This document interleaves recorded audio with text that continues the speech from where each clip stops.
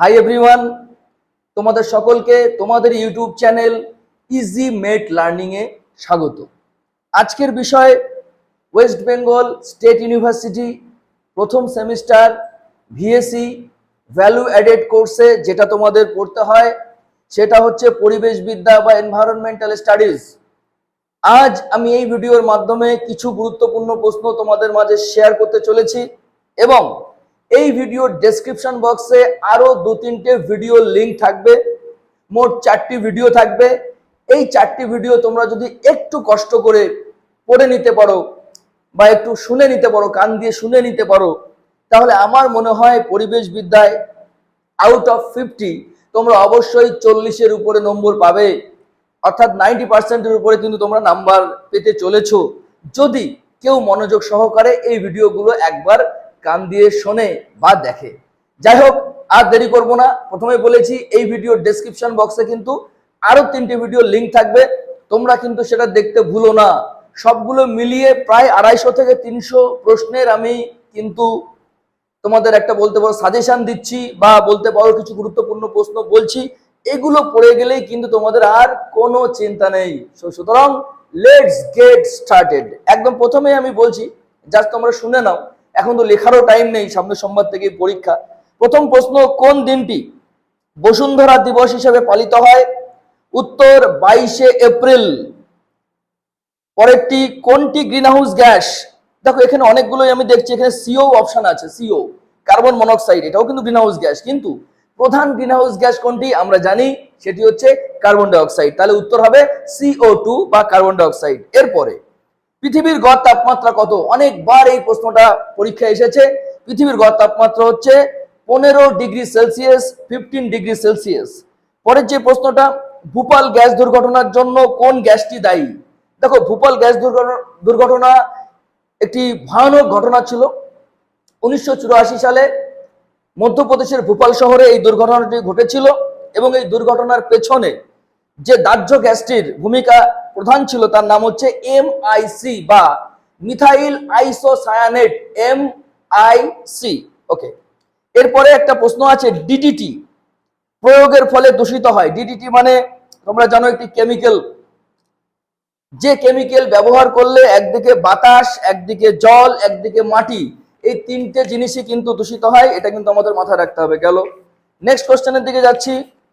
বসুন্ধরা সম্মেলন আয়োজিত হয়েছিল কত সালে? 1992 সালে ব্রাজিলের রিও ডি জেনিরো শহরে বসুন্ধরা সম্মেলন কিন্তু আয়োজন করা হয়েছিল। পরের প্রশ্ন, BOD কি? BOD মানে হচ্ছে বায়োলজিক্যাল অক্সিজেন ডিমান্ড। পরের প্রশ্ন, পারদ দূষণের ফলে সৃষ্ট রোগ কোনটি? সেটি হচ্ছে মিনামাটা। এই প্রসঙ্গে বলে রাখি, পারদ দূষণের ফলে কোন রোগ সৃষ্টি হয়, সীসা দূষণের ফলে কোন রোগ সৃষ্টি হয়, ক্যাডমিয়াম দূষণের ফলে কোন রোগ সৃষ্টি হয়, এগুলো তোমরা দেখে যাও।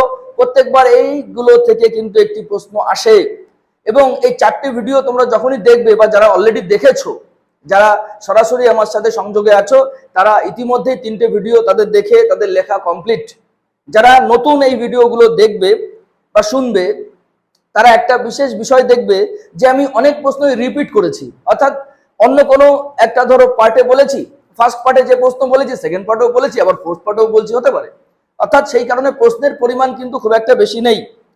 পরের যে কোশ্চেনটা, দুশ্চিন্তার সাথে সম্পর্ক কোন ধরনের দূষণ? অনেক ধরনের দূষণ হয়, জল, মাটি, বাতাস দূষণ আমরা জানি। তাহলে আমাদের দুশ্চিন্তা মানে মেন্টাল অ্যাংজাইটি, যাকে ইংরেজিতে বলে, আমাদের চিন্তা হয়, নানা ধরনের দুশ্চিন্তার মধ্যে পড়ে যায়। সেটার অন্যতম একটি কারণ হচ্ছে শব্দ দূষণ বা সাউন্ড পলিউশন। নেক্সট যেটা বলছি, কোন ধাতুটি মূলত যানবাহনের ধোঁয়া থেকে নির্গত হয়? এখানে যে আমি অপশন দেখছি, সীসা, অ্যালুমিনিয়াম, পারদ এবং ক্যাডমিয়াম। তোমাদের বলে রাখি, ক্যাডমিয়াম এবং সীসা দুটোই কিন্তু ট্রান্সপোর্টেশন সিস্টেম বা পরিবহন মাধ্যম থেকে নির্গত হয়, কিন্তু সবচেয়ে প্রধান যদি কারোর নাম বলতে বলো যে ধাতুটি মূলত যানবাহনের ধোঁয়া থেকে নির্গত হয়, তাহলে অ্যান্সারটি হবে সীসা বা লিড। পরের যে কোশ্চেনটা আছে, ভারতবর্ষে জনস্ফীতির মূল কারণ, অর্থাৎ এই যে জনবিস্ফোরণ ভারতে ঘটেছে, ভারতের যে এত জনসংখ্যা, তোমরা প্রত্যেকেই জানো এই মুহূর্তে পৃথিবীর সবচেয়ে বেশি জনসংখ্যাময় দেশ, তার নাম কিন্তু ভারতবর্ষ। তাই অতিরিক্ত জনস্ফীতির মূল কারণ হচ্ছে অধিক জন্মহার বা হাই বার্থ রেট, এটা আমাদের মাথায় রাখতে হবে। পরের প্রশ্ন, বিশ্ব পপুলেশন দিবস কবে পালিত হয়? সেটা হচ্ছে 11ই জুলাই পালিত হয়, বিশ্ব জনসংখ্যা দিবস। এর পরের প্রশ্ন, রেড ডাটা বুক কিসের সাথে সম্পর্কিত? বিপন্ন প্রজাতির সাথে রেড ডাটা বুক সম্পর্কিত। পরের প্রশ্ন, কোনটি ভূগর্ভস্থ জলদূষক, মানে মাটির তলায় যে গ্রাউন্ড ওয়াটার থাকে, ভৌম জল থেকে, তাকে দূষণ করে কোন ধাতুটি? আর্সেনিক, ভুলবে না। নিম্নলিখিত কোনটি মহাজাগতিক বস্তু? দেখো, কোনো উল্কা চূর্ণ, ধূমকেতুর গুঁড়ো, উল্কাপিণ্ড, এগুলোকে কিন্তু আমরা বলবো মহাজাগতিক বস্তু। যেগুলো পৃথিবীর কোনো অংশ নয়, পৃথিবীর বাইরের থেকে আসছে, তাদেরই বলি আমরা মহাজাগতিক বস্তু। পরের প্রশ্ন, নিম্নলিখিত কোনটি প্রাকৃতিকভাবে তেজস্ক্রিয় ধাতু? আমরা জানি uranium, plutonium, polonium, radium, beryllium, এগুলো সব হচ্ছে তেজস্ক্রিয় ধাতু। এদের নামগুলো মনে রাখবে। নিম্নলিখিত কোনটি মেগা ডাইভার্সিটির দেশ, অর্থাৎ প্রচুর পরিমাণে জীববৈচিত্র্য যুক্ত দেশ কোনটি? সেটি কিন্তু ভারতবর্ষ। এছাড়াও আরো অনেকগুলো দেশ কিন্তু এই সারিতে আসে, যেগুলো হচ্ছে মেগা জীববৈচিত্র্যের দেশ। ডোডো পাখি, আমরা নাম শুনেছি ডোডো পাখি। একসময় এই পাখির মাংস এতটাই সুস্বাদু ছিল, শুধুমাত্র মাংসের লোভে মানুষের শিকারে এই পাখি কিন্তু চিরতরে পৃথিবী থেকে বিলুপ্ত হয়ে গেছে। ডোডো পাখি একটি অবলুপ্ত প্রাণী, মাথায় রাখতে হবে। পরের প্রশ্ন, নিম্নলিখিত কোনটি জীববৈচিত্র্য হটস্পট? অর্থাৎ জীববৈচিত্র্য হটস্পট ভারতে বেশ কয়েকটি আছে, তাদের মধ্যে অন্যতম একটি হচ্ছে পশ্চিমঘাট পার্বত্য অঞ্চল। এছাড়া হিমালয়ান পার্বত্য অঞ্চল, উত্তর পূর্বের পাহাড়ি অঞ্চল, এগুলো কিন্তু জীববৈচিত্র্য হটস্পটের মধ্যে পড়ে। পরের প্রশ্ন, ভারতবর্ষে প্রথম গ্রিন বেঞ্চ আয়োজিত হয় কত সালে? 1996 সালে ভারতবর্ষে প্রথম গ্রিন বেঞ্চ আয়োজিত হয়। পরের প্রশ্ন, নিম্নলিখিত কোনটি কৃত্রিম বাস্তুতন্ত্রের উদাহরণ? অর্থাৎ যেটা মানুষের তৈরি, সেটা হচ্ছে অ্যাকোরিয়াম। অর্থাৎ আমরা অনেকে অ্যাকোরিয়ামে মাছের চাষ করি, এটা মাথায় রাখতে হবে। পরের প্রশ্ন, ভারতবর্ষে অরণ্য সপ্তাহ কোন মাসে পালিত হয়? মাথায় রাখবে, প্রতি বছর জুলাই মাসে ভারতে জুলাই মাসে অরণ্য সপ্তাহ পালিত হয়। পরের প্রশ্ন, বন সংরক্ষণ আইন কত সালে প্রণীত হয়? 1980 সালের 25শে অক্টোবর ভারতে কিন্তু বন সংরক্ষণ আইন প্রণীত হয়। পরের প্রশ্ন, ইকোলজি শব্দটি প্রথম ব্যবহার করেন কে, বা ইকোলজি শব্দটির প্রবক্তাকে? উত্তর আর্নেস্ট হ্যাকেল। পরের প্রশ্ন, ওজোন স্তর লাভজনক কারণ? ওজোন স্তর লাভজনক মানে আমাদের ভালো হয় কেন? কারণ এটি অতিবেগুনি রশ্মি শোষণ করে আমাদের পুরো জীবমণ্ডলকে রক্ষা করে, সেই জন্য এর আরেকটা নাম হচ্ছে বায়োলজিক্যাল শিল্ড। পরের প্রশ্ন, পৃথিবীর স্থলভাগকে বলা হয় লিথোস্ফিয়ার। লিথোস্ফিয়ার, ইংরেজিতে লিথোস্ফিয়ার বলে, বাংলায় বলে শিলামণ্ডল। WWF এর পুরো নাম কি? এর পুরো নাম হচ্ছে world wild life fund. World wild life fund. পরের প্রশ্ন, সমুদ্র তীরে লবণাক্ত ভূমিতে লবণ সহনশীল যে গাছ জন্মায় তাকে কি বলে? তাকে ম্যানগ্রোভ বলে। নিচের কোনটি অ্যাসিড বৃষ্টির কারণ? বায়ু দূষণের ফলে, এয়ার পলিউশন বা বায়ু দূষণের ফলে অ্যাসিড বৃষ্টি হয়, এটা মাথায় রাখতে হবে। নিচের কোনটিকে প্রাকৃতিক জৈব সার বলে? কেঁচো। কারণ কেঁচো খাবার খাওয়ার মাধ্যমে তার শরীর থেকে যে বর্জ্য পদার্থ নির্গত হয়, সেই বর্জ্য পদার্থ কিন্তু সার হিসাবে আমরা ব্যবহার করি। পরের প্রশ্ন, বছরের কোন দিনটি বসুন্ধরা দিবস হিসেবে পালিত হয়? 22শে এপ্রিল। জল দূষণ নিবারণ ও নিয়ন্ত্রণ আইন কবে চালু হয়? 1974 সালে চালু হয়। সিওডি অর্থাৎ কেমিক্যাল অক্সিজেন ডিমান্ড, এটা কার সাথে যুক্ত? জলের নমুনা পরীক্ষার জন্য সিওডি আমরা ব্যবহার করি। পরের প্রশ্ন, বায়ুমণ্ডলে কোন গ্যাসের পরিমাণ সবচেয়ে বেশি? নাইট্রোজেন গ্যাসের পরিমাণ সবচেয়ে বেশি, আমরা জানি সবাই। নিম্নলিখিত কোনটি সংরক্ষণের জন্য জলদাপাড়া বিখ্যাত? গন্ডার, বিশেষ করে এক শৃঙ্গ গন্ডার সংরক্ষণের জন্য কিন্তু জলদাপাড়া অভয়ারণ্য কিন্তু বিখ্যাত। পরের প্রশ্ন, ভারতের অন্যতম বিপজ্জনক জলাভূমি লোকটাক লেক বা হ্রদ কোথায় অবস্থিত? মণিপুরে অবস্থিত। পরের প্রশ্ন, ওজোন স্তরের ক্ষয় ঘটেছে নিচের কোনটির দ্বারা? মানে অপশন থাকবে, বুঝতেই পারছো, এটি এমসিকিউ লেভেলে পরীক্ষা হবে। OMR শিটে তোমাদের গোল গোল করে আসতে হবে। OMR শিট কিভাবে ফিল আপ করবে পরিবেশ বিদ্যার, তারও ভিডিও কিন্তু আমি দিয়ে দেবো, দরকারে এই ভিডিও ডেসক্রিপশন বক্সে দিয়ে দেবো। সেখান থেকেও কিন্তু তোমরা how to fill up your OMR sheet during environmental studies examination under WBSU তোমরা কিন্তু সেটা দেখে নিতে পারবে। যাই হোক, ওজোন স্তর ক্ষয়ের সবচেয়ে প্রধান যেই এলিমেন্ট উপাদান সেটি হচ্ছে ক্লোরোফ্লুরোকার্বন, মাথায় রাখবে। পরের প্রশ্ন, জীব বিশ্লেষ্য অর্থাৎ যারা প্রাকৃতিকভাবে বিয়োজিত হতে পারে, জীব বিশ্লেষ্য বর্জ্যকে উপকারী বস্তুতে পরিণত করতে পারে কারা? উত্তর হবে হচ্ছে তোমার ব্যাকটেরিয়া, মাথায় রাখতে হবে। বায়ুমণ্ডলের সর্বোচ্চ স্তর কোনটি? দেখো এখানে অনেকগুলি অপশন আছে, টপোস্ফিয়ার, এক্সোস্ফিয়ার, থার্মোস্ফিয়ার, মেসোস্ফিয়ার। আমরা বইতে যেগুলো পড়েছি আমরা দেখেছি ম্যাগনেটোস্ফিয়ার সর্বোচ্চ স্তর, কিন্তু এখানে ম্যাগনেটোস্ফিয়ার কোনো অপশনে নেই, এক্সোস্ফিয়ার আছে। সেই অর্থে এর উত্তর আমি কিন্তু এক্সোস্ফিয়ার বলছি। নেক্সট কোশ্চেন, প্রাকৃতিক শক্তি পর্যাপ্ত পরিমাণে ব্যবহারের মাধ্যমে স্থায়ী করে রাখার পদ্ধতিকে কি বলে? এই প্রশ্নটার ইংরেজি দুটো ভাষায় প্রশ্ন থাকবে, ইংরেজি এবং বাংলা। এর যে ইংরেজি প্রশ্নটা আছে তাকে বাংলায় যদি আমি তর্জমা করি মিলছে না। যাই হোক, এই প্রশ্নটা বলতে চাইছে এটাই, আমি কি করলে বা আমরা মানব জাতি আমরা কি করলে প্রাকৃতিক যে সম্পদ, বিশেষ করে তোমার কয়লা, পেট্রোলিয়াম, খনিজ তেল, প্রাকৃতিক গ্যাস, এরা কিভাবে সংরক্ষিত থাকবে, কোন জিনিস করলে? সেটা হচ্ছে দীর্ঘস্থায়ী উন্নয়ন করলে। দীর্ঘস্থায়ী উন্নয়ন বা সুস্থায়ী উন্নয়ন তোমরা জানো, এটা সম্পূর্ণরূপে অপ্রচলিত শক্তির কে ভিত্তি করে আমরা করতে পারি, যার মাধ্যমে প্রাকৃতিক শক্তি, প্রচলিত শক্তি কিন্তু সংরক্ষিত করে আমরা রাখতে পারি। তাহলে উত্তর হবে স্থিতিশীল উন্নয়ন। পরের প্রশ্ন, আর্সেনিক হলো এক প্রকার কিসের উদাহরণ? এটি হচ্ছে ভূগর্ভস্থ জল দূষণকারী একটি পদার্থ, arsenic. Oil slick, oil slick মানে হচ্ছে ধরো সমুদ্রে অনেক তেল বহনকারী জাহাজ চলাচল করে, তারা কখনো যদি দুর্ঘটনাগ্রস্ত হয় তবে হাজার হাজার মাইল জুড়ে সমুদ্রের উপরে তেলের একটা আস্তরণ তৈরি হয়, যাকে আমরা বলি হচ্ছে সামুদ্রিক জলদূষণ, আর এই ঘটনাটাকে আমরা বলি হচ্ছে অয়েল স্লিক। পরের প্রশ্ন,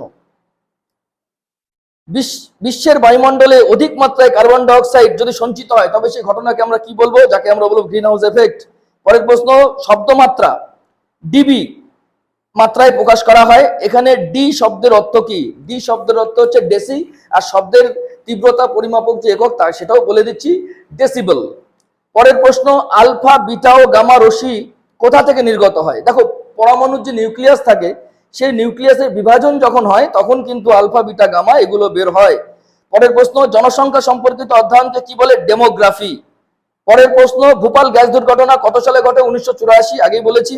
পরের প্রশ্ন, নিচের কোনটি জীবমণ্ডলের জন্য সংরক্ষিত এলাকা, অর্থাৎ বায়োস্ফিয়ার রিজার্ভ? অনেকগুলো বায়োস্ফিয়ার রিজার্ভ আছে, নীলগিরি তাদের মধ্যে অন্যতম, সুন্দরবন আছে তাদের মধ্যে, তার মধ্যে মানস বলে একটা আছে। এখানে অ্যান্সার যেটা আছে এখানে সবগুলো হবে। অর্থাৎ এরকমও থাকতে পারে তোমাদের যত অপশন থাকলো যে কোনটি বায়োস্ফিয়ার রিজার্ভ নয়, অর্থাৎ দেখা যাচ্ছে 3টে বায়োস্ফিয়ার রিজার্ভ হবে, 1টি নয় হবে। সুতরাং এটা একটু বুঝে বা দেখে নিতে হবে, তাহলে সুবিধা হবে।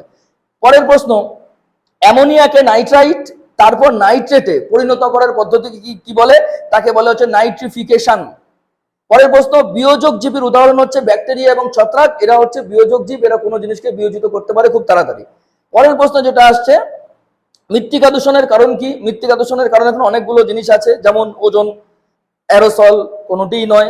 এখানে যে আরেকটা জিনিস আছে অম্ল বৃষ্টি, অম্ল বৃষ্টির মাধ্যমে কিন্তু মৃত্তিকা দূষণ হতে পারে। পরের যে জিনিসটা বলছি আমি সেটা হচ্ছে জলচক্রের মাধ্যম। জলচক্র আমাদের কি দেয়? জলচক্র আমাদের পরিষ্কার জলের, বিশুদ্ধ জলের একটা সরবরাহ, যেটা আমাদের পৃথিবীতে সেটা বজায় রাখতে আমাদের কিন্তু সাহায্য করে। পরের প্রশ্ন, বাস্তুতন্ত্রের পিরামিড সর্বদা কার থেকে শুরু হয়? উৎপাদক থেকে শুরু হয়, আমরা সবাই জানি এটা। ওজন স্তর, ওজন গহ্বর প্রথম কোথায় আবিষ্কার হয়? আন্টার্কটিকা আবিষ্কার হয়, দক্ষিণ মেরুতে। কোনটি জীবাশ্ম জ্বালানি নয়? দেখো, ডিজেল, পেট্রোল, কয়লা আর কাঠ। কাঠ, তাহলে উত্তর কি হবে? কাঠ। পরের প্রশ্ন, মিনামাটা রোগের কারণ কি? পারদ দূষণের ফলে কিন্তু মিনামাটা রোগ হয়। পরের প্রশ্ন, ভারতের সংসদ বা পার্লামেন্ট, ভারতের সংসদ জীববৈচিত্র্য আইন কবে পাশ করে? 2002 সালে ভারতীয় সংসদ জীববৈচিত্র্য আইন কিন্তু পাশ করে। পরের প্রশ্ন, ভারতের কোন রাজ্যে টাডোবা জাতীয় উদ্যান অবস্থিত? টাডোবা, এটা হচ্ছে মহারাষ্ট্রের চন্দ্রপুর জেলায় কিন্তু এই টাডোবা জাতীয় উদ্যানটি অবস্থিত, দেখে নেবে। পরের প্রশ্ন, পৃথিবীতে লবণাক্ত, অলবণাক্ত, লবণাক্ত নয়, অলবণাক্ত, নন স্যালাইন মানে যেখানে লবণ নেই, এমন জলের পরিমাণ কত শতাংশ আছে পৃথিবীতে? মাত্র 3% জল আছে পৃথিবী জুড়ে যাতে লবণ নেই, তার মানে বাদ বাকি 97% জলই কিন্তু লবণ জল, যেটা আমরা সরাসরি পান করতে পারি না। পরের প্রশ্ন, নিচের কোনটি গ্রিনহাউস গ্যাস? মিথেন, অনেকগুলো আছে মিথেন। তোমরা কিছু গ্রিনহাউস গ্যাসের পড়ে রাখবে, যে কারা কারা গ্রিনহাউস গ্যাস, তাদের যে এক্সাম্পল গুলো পড়ে রাখবে, যেমন CO2 প্রধান গ্রিনহাউস গ্যাস, এছাড়া মিথেন, কার্বন টেট্রাক্লোরাইড, এটসেট্রা পড়ে রাখবে, তাহলে সুবিধা হবে। পরের প্রশ্ন, বংশগতির একক কি? বংশগতির একক হচ্ছে জিন। পরের প্রশ্ন, বর্তমান পৃথিবীর তাপমাত্রা কত? আগেই বলেছি, প্রশ্ন রিপিট হবে, 15°C।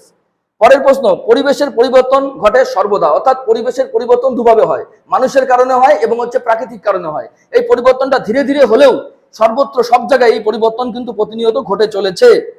পরের প্রশ্ন, বাতাসে অক্সিজেনের উৎস কি? সালোক সংশ্লেষ। পরের প্রশ্ন, NTPC এর পুরো নাম কি? এর পুরো নাম national thermal power corporation, national thermal power corporation. পরের প্রশ্ন, COD এর পুরো নাম কি? COD chemical oxygen demand. পরের প্রশ্ন, এইচআইভি কোন তন্ত্রকে আক্রান্ত করে? আমাদের যে রোগ প্রতিরোধ ক্ষমতা, সেই রোগ প্রতিরোধ ক্ষমতা বা ইমিউন সিস্টেমকে আক্রান্ত করে এইচআইভি। পরের প্রশ্ন, জনসংখ্যা সংক্রান্ত অধ্যয়নকে কি বলে? ডেমোগ্রাফি। এটা তোমরা জানো। এই সূত্রে আমি তোমাদের কিছু জিনিস বলে রাখি। আজকের ভিডিওতে আমার যা যা প্রশ্ন বলার অলরেডি কমপ্লিট। তোমরা কি দেখলে? আমি যে প্রশ্নগুলো বললাম, বিভিন্ন সেট থেকে আমি এই কোশ্চেনগুলো বললাম, যেখানে বেশ কিছু প্রশ্ন কিন্তু বারে বারে রিপিটেশন হয়েছে। সুতরাং তোমাদের ক্ষেত্রেও কিন্তু রিপিট হবে। তোমাদের এবারেও আমি যা যা প্রশ্ন বলেছি, তোমাদেরও তো দুটো তিনটে সেটে পরীক্ষা হবে, ছেলেদের একটা সেটে পরীক্ষা হবে, মেয়েদের একটা সেটে পরীক্ষা হবে। সেখানে কিন্তু 2-4 পিস রিপিটেশন থাকবে। অর্থাৎ প্রথমে যাদের পরীক্ষা হবে, মাঝখানে যে গ্যাপটা পাবে, সেই গ্যাপে অবশ্যই তোমরা তাদের কাছ থেকে প্রশ্ন চেয়ে নেবে এবং সেগুলো উত্তর করে তারপরে কিন্তু পরীক্ষার হলে যাবে। এতে কিছু হলেও তোমাদের কিন্তু সুবিধা হবে। ওএমআর শিট ফিল আপ করার সময় কিন্তু তোমাদের অতি সাবধানতা অবলম্বন করতে হবে। একের বেশি ওএমআর শিট কিন্তু তোমরা পাবে না। সুতরাং সেই ওএমআর শিট কিভাবে ফিল আপ করতে হয় এটাও কিন্তু দেখে নিও, ঠিক আছে? সোমবার থেকে পরীক্ষা। সুতরাং আমাদের যে মূল খাতা, যে খাতায় আমাদের পরীক্ষা দিতে হবে, আমি ওএমআর শিটের কথা বলছি না। আমাদের ইউনিভার্সিটির যে ধরো কারোর ভূগোল আছে, কারোর ইতিহাস আছে, তখন তোমাদের পরীক্ষা তো আর ওএমআর শিটে হবে না। সেই পরীক্ষাগুলো তোমরা কিভাবে দেবে, কিভাবে সেই খাতাটা ফিল আপ করবে, তারও একটা ভিডিও আমি এই ভিডিও ডেসক্রিপশন বক্সে দেবো। অর্থাৎ এই ভিডিও ডেসক্রিপশন বক্সে কিন্তু 4টে থেকে 5টা ভিডিও থাকবে। প্রত্যেকটা ভিডিও যারা প্রথম সেমিস্টার ওয়েস্ট বেঙ্গল স্টেট ইউনিভার্সিটির আন্ডারে যারা তোমরা পরীক্ষা দিতে চলেছো, তাদের প্রত্যেকের কিন্তু দারুণ কাজে লাগবে বলে আমার কিন্তু আশা।